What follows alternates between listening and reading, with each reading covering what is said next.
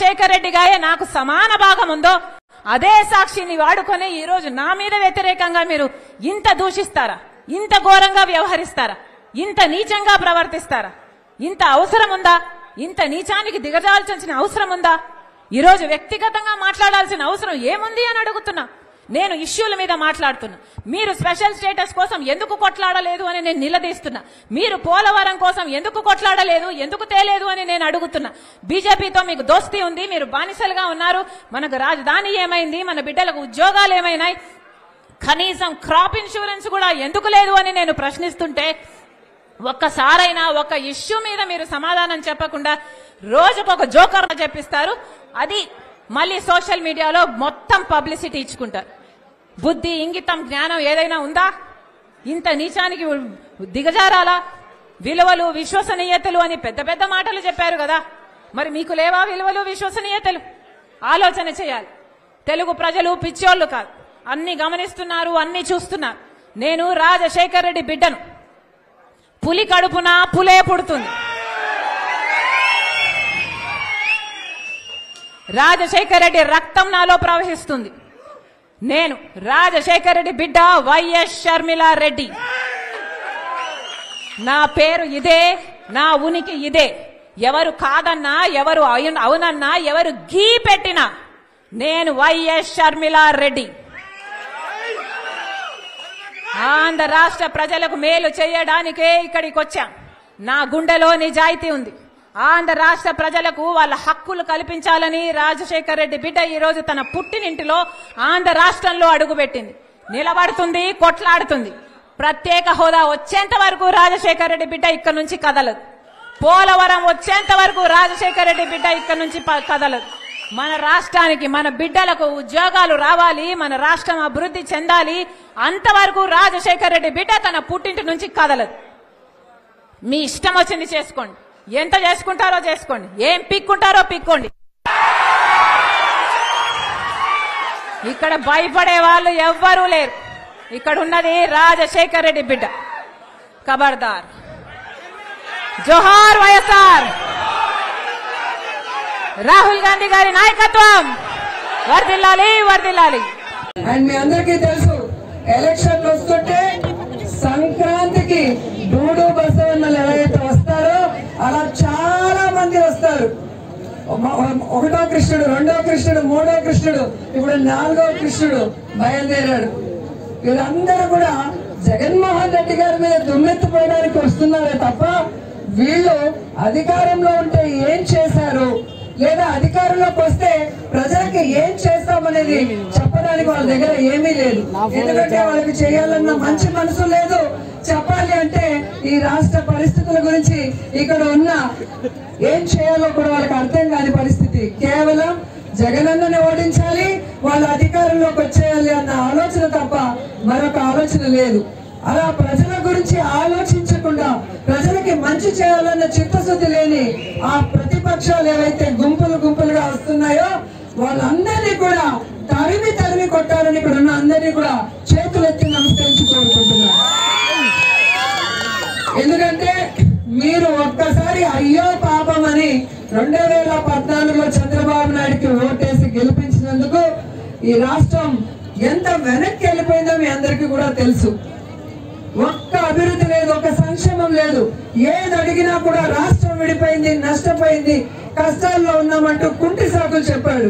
కానీ ఈ మధ్యలోనే మీకు తెలిసింది, స్కీములు చేయడానికి డబ్బులు లేదు కానీ స్కాములు చేయడానికి బాగా డబ్బు ఉంది చంద్రబాబు నాయుడు దగ్గర అని అన్ని కేసుల్లో ఇరుక్కున్నాడు. తాత ఈ మధ్యలోనే బెయిల్తో బయటకు వచ్చాడు కానీ ఖచ్చితంగా లోపలికి వెళ్తాడు, జీవితాంతం లోపలే ఉంటాడు. అలాంటి వ్యక్తి వల్ల మనకి ఎటువంటి ఉపయోగం లేదు. ఈ రోజు ప్రజల కోసం తన తండ్రి గారు ఈ ప్రజల మొహాల్లో చూడాల్సిన చిరునవ్వుని చూడకుండానే వెళ్లిపోతే ఆ చిరునవ్వుని చూడాలని రాజన్న పరిపాలన మళ్లీ తీసుకొని రావాలని జగనన్న మీకోసం ఈ వైఎస్ఆర్ కాంగ్రెస్ పార్టీని స్థాపించారు. మీకోసం ఎన్ని కష్టాలు, ఎన్ని అవమానాలు అనుభవించారు, అలాగే ఎన్ని తప్పుడు కేసులు పెట్టి జైల్లో పెట్టారు మీ అందరికీ తెలుసు. అయినా కూడా చిరునవ్వుతో కష్టాల్ని భరించి మీ అందరి ఆశీస్సులతో తిరుగులేని ముఖ్యమంత్రిగా వచ్చి ఈ రోజు మీరు కోరుకున్నట్టుగానే ఈ రాష్ట్రాన్ని అభివృద్ధి వైపుకు పరుగులు తీస్తున్నారు. మీరు కోరుకున్నట్టుగానే మీ జీవితాల్లో వెలుగు నింపారు. మీరు కోరుకున్నట్టుగానే మీ పిల్లలకి బంగారు భవిష్యత్తు ఇచ్చి మీ కుటుంబాలకి ఆరోగ్య సురక్ష ద్వారా ఈ రోజు ఆశీర్వదిస్తున్న విషయాన్ని కూడా గమనించాలని కూడా ఈ సందర్భంగా తెలియజేసుకుంటున్నాను. మన కుటుంబంలో మన తండ్రి, మన అన్నదమ్ములు, మన భర్త, మన కొడుకు వీళ్ళే మన గురించి ఆలోచిస్తారు. మనకి ఏం కావాలి, ఏం చేయాలి అనేది. కానీ ఈరోజు రాజశేఖర రెడ్డి గారి కుటుంబం, అప్పుడు వైఎస్ఆర్ గారు కానివ్వండి, ఇప్పుడు జగనన్న కానివ్వండి, మీ కుటుంబంలో ఒక కొడుకులాగా, ఒక తండ్రిలాగా, ఒక బిడ్డలాగా ఆలోచించి ప్రతి కుటుంబాన్ని కూడా తన సొంత కుటుంబంగా భావించి ఈరోజు ఆ కుటుంబంలో ఎంతమంది ఉంటే అర్హులు అంతమందికి కూడా సంక్షేమాన్ని అందిస్తున్నారు అంటే అది మనసున్న కుటుంబం. ఆ కుటుంబం ఎప్పుడూ కూడా సంతోషంగా ఉండాలి. ముఖ్యమంత్రిగా ఇంకా 20-30 సంవత్సరాలు అలాగే కొనసాగాలి. మన అందరి జీవితాలు, మన పిల్లల భవిష్యత్తు బాగుండే విధంగా, ఈ రాష్ట్ర అభివృద్ధి వైపుకి మరింత స్పీడ్ గా ముందుకు వెళ్లే విధంగా మీ అందరూ కూడా ఫ్యాన్ గుర్తుకు ఓటేయాలని కూడా మనస్ఫూర్తిగా కోరుకుంటున్నాను.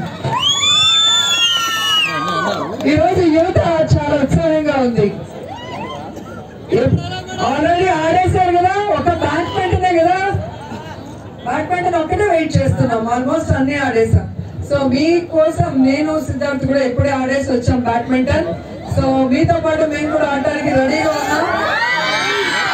సో ఎవరైతే గెలిచారో వాళ్ళందరికీ కూడా మనస్ఫూర్తిగా అభినందిస్తున్నా. గెలవని వాళ్ళకి బెటర్ లక్ నెక్స్ట్ టైం.